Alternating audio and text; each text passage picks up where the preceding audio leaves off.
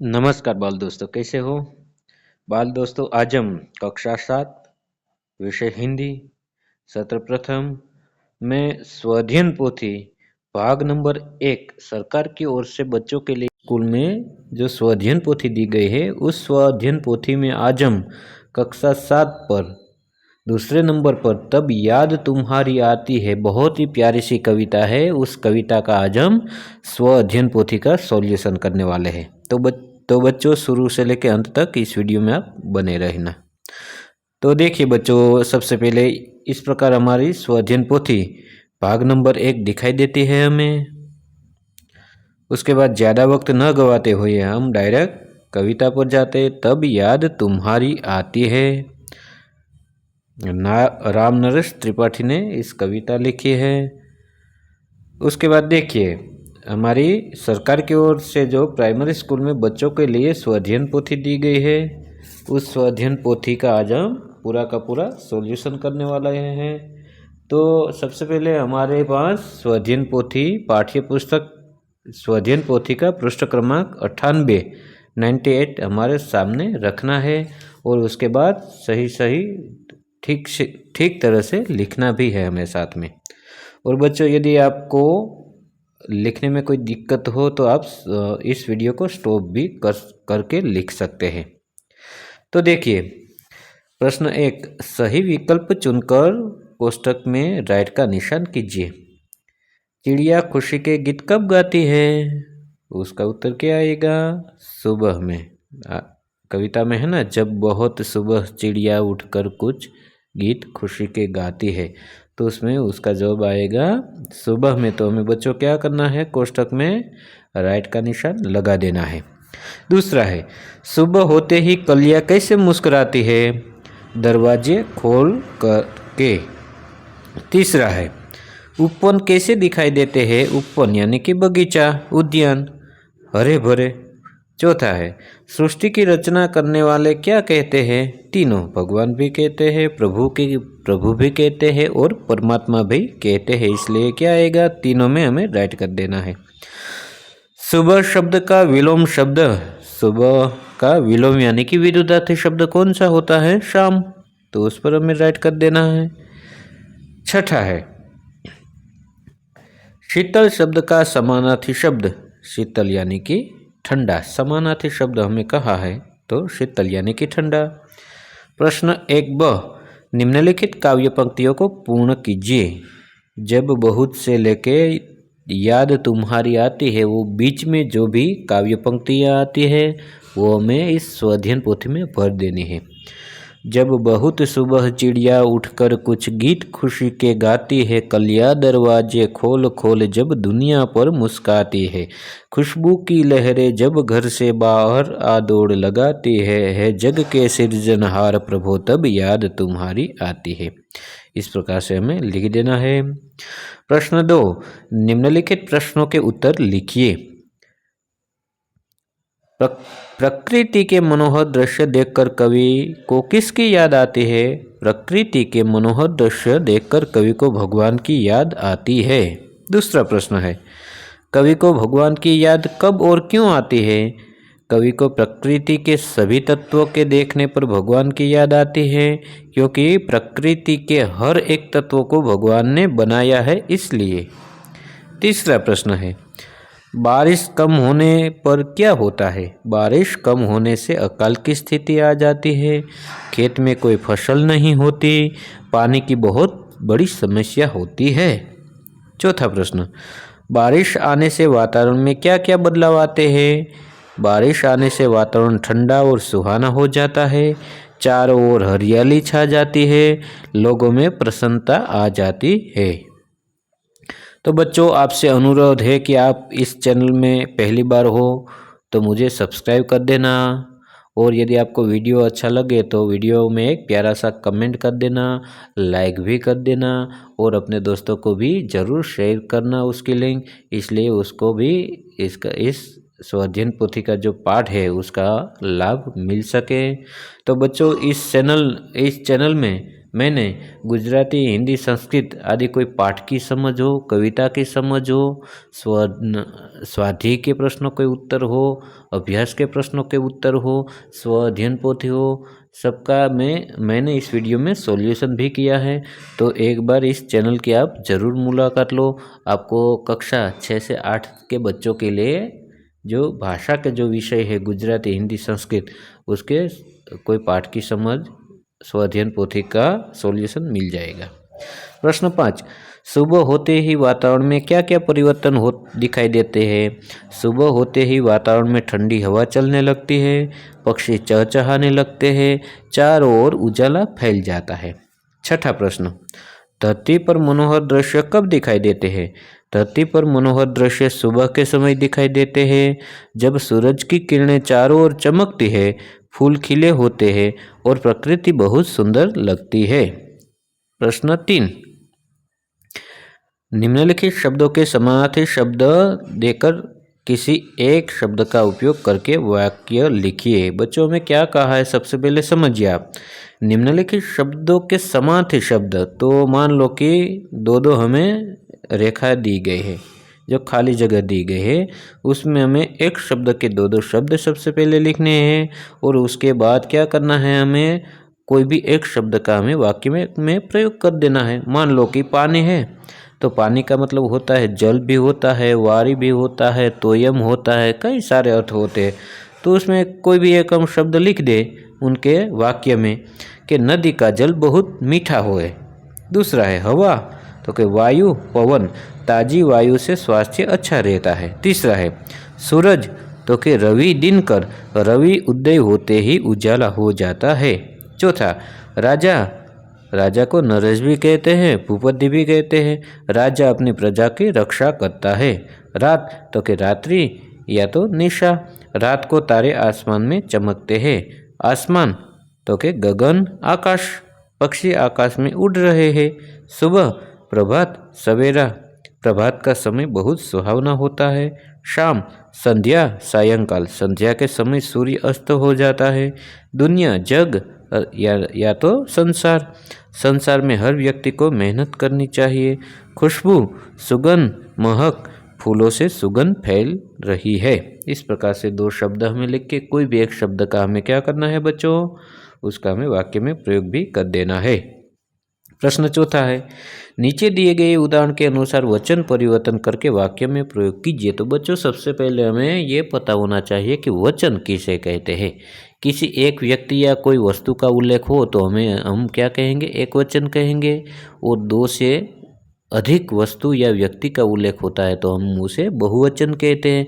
मान लो कि कोई लड़का है, खेल रहा है, तो हम कहें कि लड़का खेल रहा है, कोई एक हो तो। लेकिन एक से ज़्यादा यदि लड़के हो तो हम क्या कहेंगे, लड़के खेल रहे हैं। तो देखिए अब लड़का, लड़के में से क्या हो गया, लड़का में से लड़के हो गया। लड़के क्या है, बहुवचन है। लड़का है वो एक व्यक्ति का उल्लेख करता है, इसलिए वह एक वचन है। तो देखिए उदाहरण है, साड़ी, तो के साड़ियाँ, मेरी मम्मी के पास साड़ी है। एक हो तो कह सकते हैं, लेकिन एक से ज़्यादा हो, दो या दो से अधिक, तो उसे क्या कहेंगे, साड़ियाँ। मेरी मम्मी के पास साड़ियाँ है।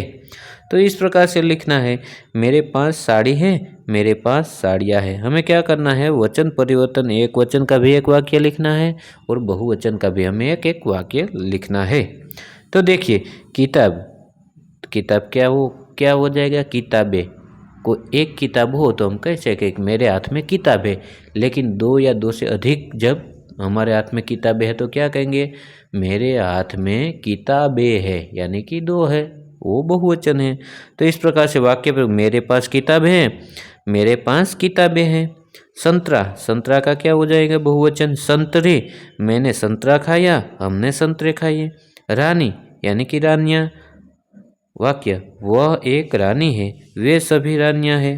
रोटी, रोटी से हो जाएगा रोटियां हो जाएगा। मैंने रोटी खाई, हमने रोटियां खाई। नौकर, नौकरों, हमारे घर में एक नौकर है, हमारे घर में कई नौकरे हैं, नौकरों है।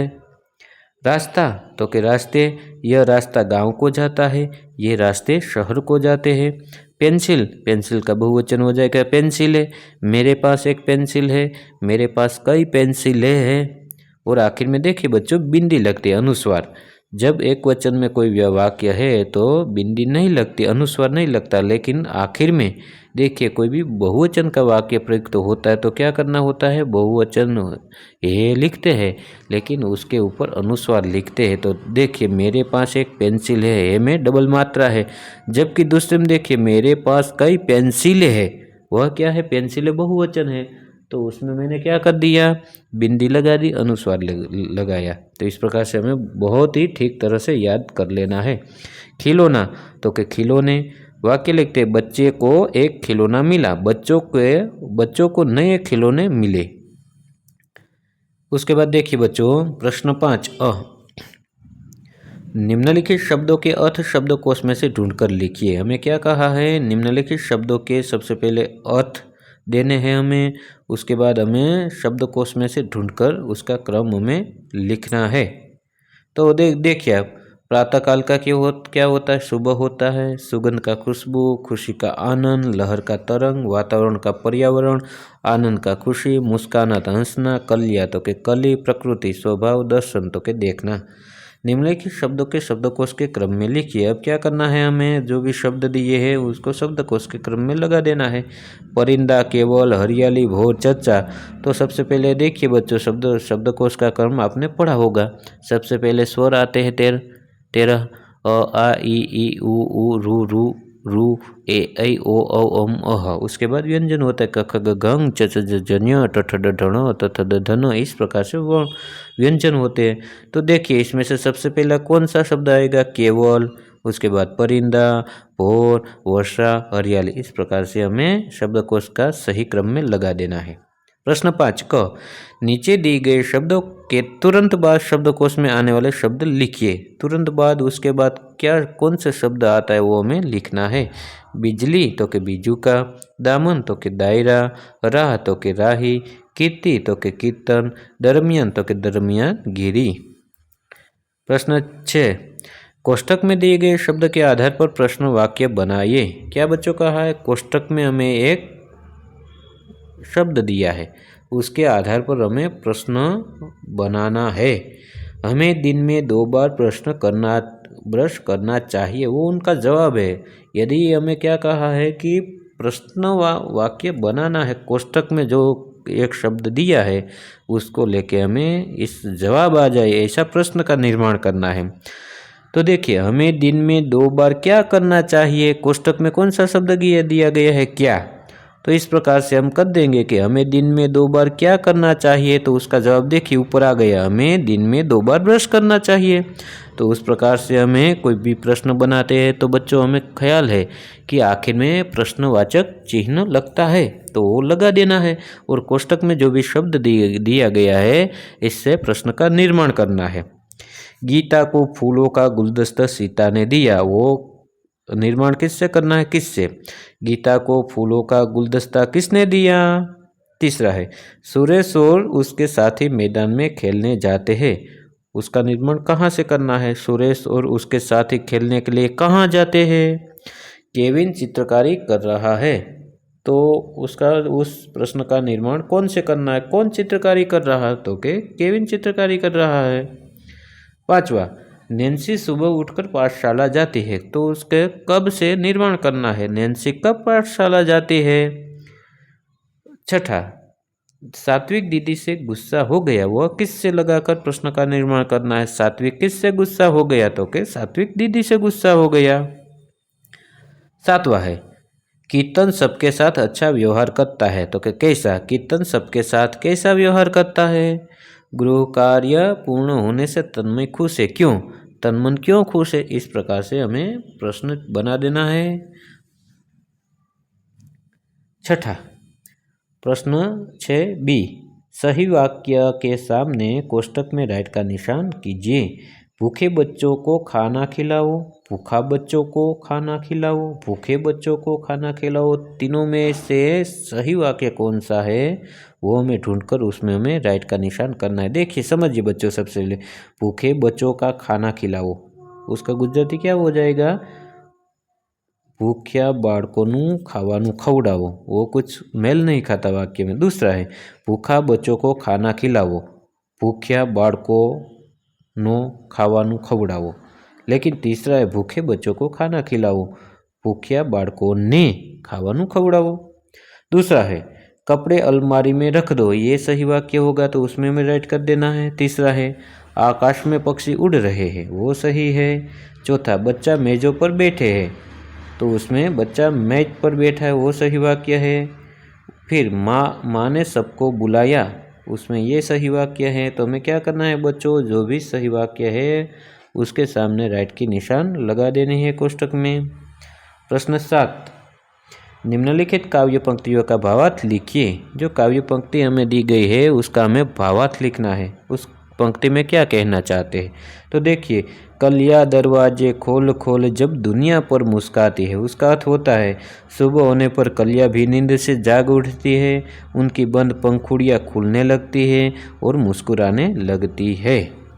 उसके बाद जब छम छम बूंदे गिरती है बिजली चमचम कर जाती है। वर्षा ऋतु में बादल बरसने लगते हैं, तब पानी की बूंदें छम छम की आवाज़ करते हैं, बिजली भी चमकती है। तो बच्चों ये था आज का वीडियो। ये वीडियो आपको कैसा लगा?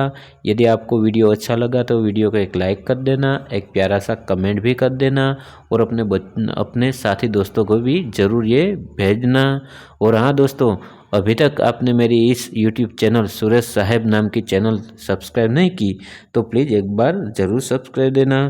तो बाय बाय दोस्तों, मिलते हैं अगले वीडियो में। नमस्कार।